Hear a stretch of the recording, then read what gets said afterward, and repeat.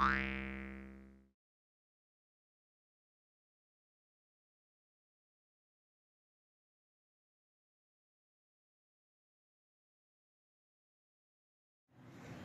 Merchant, historian and curator here at the D&H Canal Historical Society.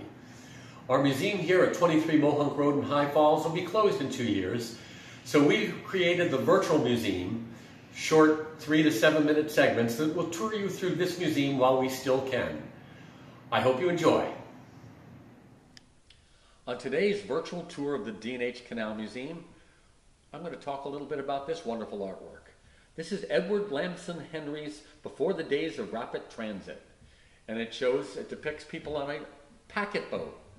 Packet boats were called that because they carried packets of mail, but they also carried passengers. There were packet boats that plied the Atlantic between Europe and America in the 17th, 18th, and 19th centuries. And there were packet boats on the D&H. Some people say there weren't, and they cite the lack of photographic evidence, but in fact, there's plenty of mention of packet boats in the early era. But by the time photography becomes prevalent, which practically speaking is really the Civil War, railroads had captured passenger traffic. It took them a while to get the ability to carry large amounts of weight, but as bucolic and wonderful as a trip on a canal boat is, the train was a much more efficacious way to travel. So packets were common until railroads started to really take off in the middle of the century. Many people say this is an Erie Canal packet boat, and in fact it is a style used on the Erie, but they were also on the D&H.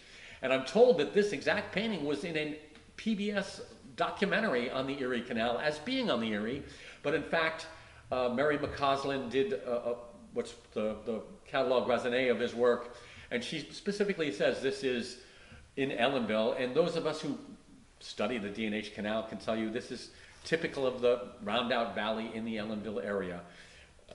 E.L. Henry was a painter, an illustrator, and an early member of the artist community at Cragsmore, New York. Here he portrays passengers aboard this packet boat. Henry was known as a transportation painter depicting various modes of transportation of his and earlier days. He specialized in historic rural genre scenes and often including canal imagery. Henry studied at the Pennsylvania Academy of Fine Arts in 1858, was a member of the National Academy of Design in 1867. He did oil paintings, watercolors, and then, because he was a man who made his living as an artist, he had Clackner, his publisher in New York, publish. This was done in 1898. This is a steel engraving, but then somebody's come in and painted it. And it really is wonderfully painted, isn't it?